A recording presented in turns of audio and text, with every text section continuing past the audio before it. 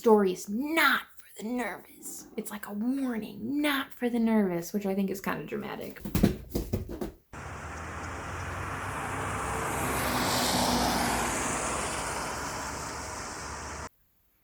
What up? I'm Sam. There's quite literally no one asking me to do this, but it's just fully my Leo Mars coming through. So today I'm going to talk about my physical TBR. So that's all the books I own that are to be read, that I have not yet read. I have cleared them all from this top shelf. They are now over here to be gone through. Starting off, A Little Life by Hanya Yanagihara. I feel like this has been talked about a lot on BookTube. It's supposed to be really sad. I don't really know a ton about what it's about because I try to avoid reading a lot of blurbs or a lot of the synopsis because I don't like spoilers. But I know this is about, I think, 4 friends, and I think that they all just have tragic lives in their own way. And I've heard a lot of people who don't like it say it's because they feel manipulated by the author, because the author just like lets you get to know these people and then just like tortures you by making these characters' lives miserable. And that's intriguing to me, so I want to read it. Next is The Crimson Labyrinth by Yusuke Kishi. This I think I found on a list of most disturbing books. It was published in 1999, and I just stole a little blurb that's like not really spoilery. It says, a killer read that will make you lose track of time and reality. The Crimson Labyrinth is a wicked satire on extremist reality TV, if that is indeed what it is. Welcome to the Mars Labyrinth, where things aren't what they seem. Welcome to the world of Kishi, where the plot is as gnarly as the humor is twisted. So that's really all I needed to read. Yep, I just dropped it. That's all I really needed to read to know I think I would be interested in this. So I'm going to read this. Next is a whole series of 30 Days of Night books. So this is a serial or a novelization of the movie. Loved the movie as a kid. I'm not usually a huge vampire fan. I don't like vampires or zombies. They don't scare me. And I just think that they've been overdone. But 30 Days of Night, good ass movie. This is still like one of my favorites to this day. But I never read the novelization or any of these books. So in addition to the novelization, it is 30 Days of Night, Fear of the Dark. 30 Days of Night, Light of Day. 30 Days of Night, Eternal Damnation. And 30 Days of Night, Rumors of the Undead. So the cover arts are all really cool because I think this started out as a comic book. So the comic book series has really unique, awesome, dynamic art. So if you're interested in comics and you like vampire stuff, definitely check out the comics. I have read this copy, so 30 Days of Night, Immortal Remains, and that was before I knew it was a series. So this is technically the second in the series, but I don't really know how much of the series is like a continuation of the same story or if they're kind of all like their own little stories. But anyway, I read this second one in high school. I really liked it. So yeah, I got the rest of the series, or I asked for it for Christmas, and I got it from my sister. Thanks, Brainy. So I'm gonna read the series. I want to one day because the second one was good. I'm gonna read these. Next is Microbe Hunters by Paul de Kruif. Don't know how to say that last name, but that's the name right there. And this is a pretty cool cover. Some of the other covers you see online are kind of not good, but I like this one.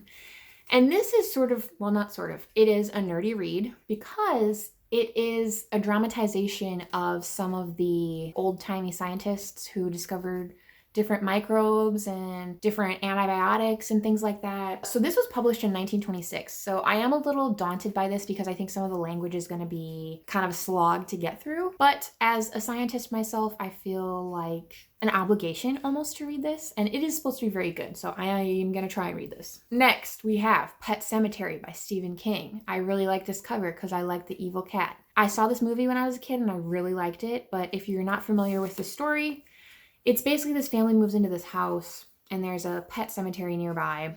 And if you bury things in the cemetery, they don't stay dead. So horror ensues. I really like the movie. I haven't seen the remake or the reboot that came out recently, but the original is nostalgic to me. And I think that this is supposed to be one of Stephen King's better novels. So I want to read this one. Next, we have The Shining Girls by Lauren Beukes. I have never read a book by this author. I think she has quite a few thrillers out there, and she seems kind of divisive. My sister has read some of her books, and she wasn't a fan, but she also doesn't like the same sort of thriller or like horror that I do, so maybe I'll like this one.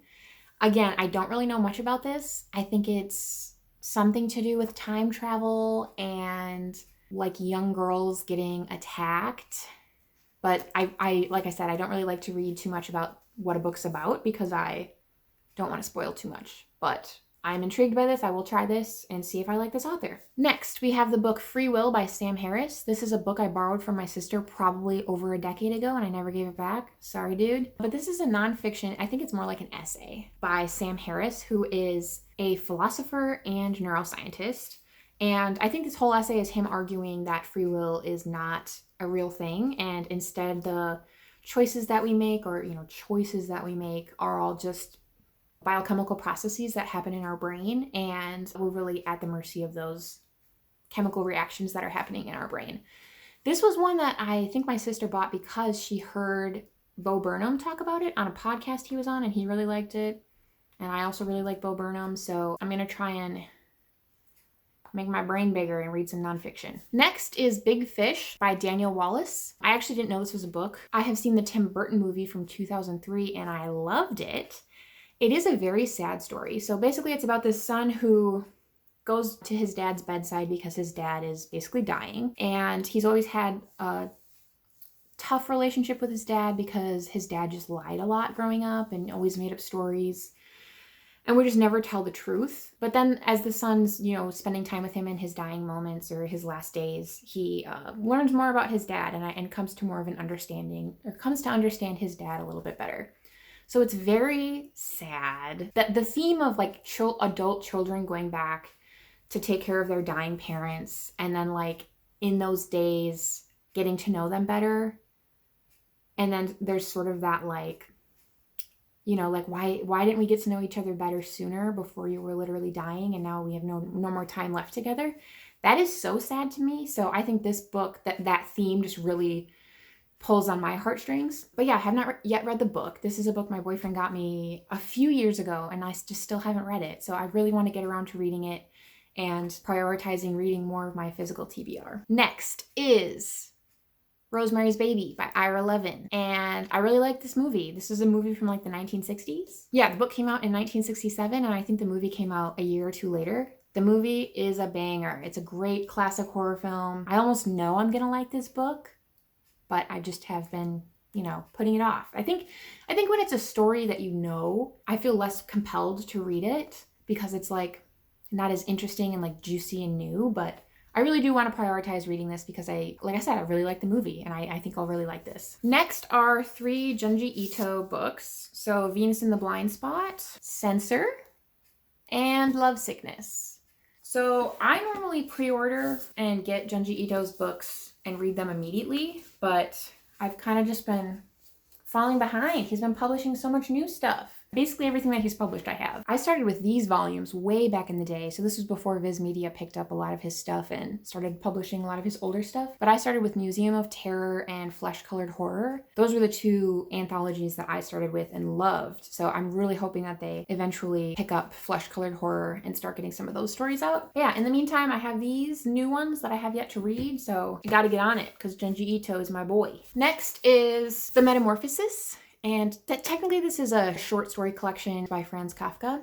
I'm just interested in The Metamorphosis, which this is such a sad cover. And when I was like doing research about this short story, it has a lot of way better covers that I don't have and I wish I had. But yeah, this is the copy I have. Basically, The Metamorphosis was written in 1915 by Franz Kafka. So it's a novella about a man, or a short story, about a man who wakes up as this giant insect and then he has to sort of like figure out how he's going to go about his day as this giant insect. So I think it's supposed to be kind of funny as well. I'm interested in reading it, and I hope I do soon. Next is The Haunting of Hill House by Shirley Jackson. I love this cover because it's so creepy. I use this book for my Halloween decor because of this spooky face. That's so awesome.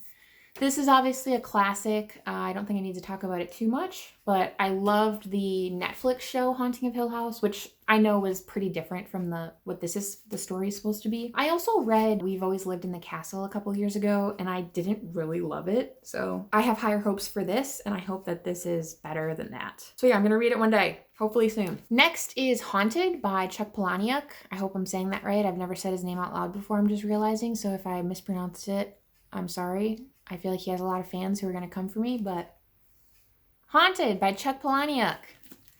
This is, I believe, a short story collection. I think I also bought this because it was on that same list as The Crimson Labyrinth of most disturbing books I've ever read. So yeah, I'm going into this pretty blind. I hope it's good. I know he has a lot of other stuff that he's written, like horror-wise, so if this is not a good place to start and you think I should start somewhere else, definitely let me know. Next is Comedy Sex God by Pete Holmes. This is a memoir by Pete Holmes, who is a comedian, and I really like him. I've seen him live once and met him. Wow, jealous. And yeah, he's really funny. I think he has a lot of funny stuff to say, so I'm excited to hear him tell me about his life. He talks a lot about God, and I think what he has to say about his relationship with God is really funny, and it really resonates with me, so I'm excited to read this. I really need to soon. Next is The Ninth House by Leigh Bardugo. I don't know if I like dark academia. This is definitely a dark academia book about, I think, a girl who gets accepted into this like elite prestigious academy, or like Yale or something, an Ivy League. And then she gets sucked into this like secret society, and it's like, oh, I kind of supposed to be spooky and like a cult. So I'm hoping this is good. I think it could go either way. I think it could be kind of like too YA and like it won't hold my attention enough, but I guess we'll see. I definitely got sucked in by the cover, the snake. I was like, yeah, that's pretty cool, but I don't know if it's good. So I gotta read it to find out. Okay, and then last but not least, I have two short story collections by Alfred Hitchcock. One is Stories for Late at Night, which I think is a super cool cover. It's definitely really old. Stories for Late at Night was published in 1961. Stories Not for the Nervous was published in 1965. Stories Not for the Nervous. It's like a warning, not for the nervous, which I think is kind of dramatic, but we'll see. I think my grandma found these in her basement when she was cleaning it out, and I was like, in middle school, and I was like, oh, I'm a spooky bitch, give those to me. And I think I've read a couple of the stories, but I haven't, it's hard for me to get through short story anthologies because I want them all to be just like amazing, and that's just, they're inevitably not. Actually, these aren't last. I don't know why I said that. They're not last because I have a few books I just got for Christmas. I just got these for Christmas. We have Avatar: The Last Airbender, North and South. And this is huge. I mean, look at it compared to my head. It's huge. And it's like really good quality hardcover. We have Avatar: The Last Airbender, Imbalance. And then we have Avatar: The Last Airbender, Smoke and Shadow. So I think these comics continue the story past what the show, like where the show ended off. And it's full color. And they maintained the same like aspect ratio as like the original comics had before they were compiled into these hardcovers. And then they also have like little creator commentary, like from not only the like comic artists, but also the like show creators, Brian Konietzko and Michael Dante DiMartino, who like were in charge of the show. So it's super cool to see like the commentary inside with the different scenes. And then they also have like concept sketches in the back too. So this is like more of a deluxe edition of the comic. So yeah, I am super excited to read these. I love Avatar: The Last Airbender. It is a fantastic show. So yeah, that's my physical TBR. Wow. I don't want to clean this up. Thanks for watching. See you next time. Bye.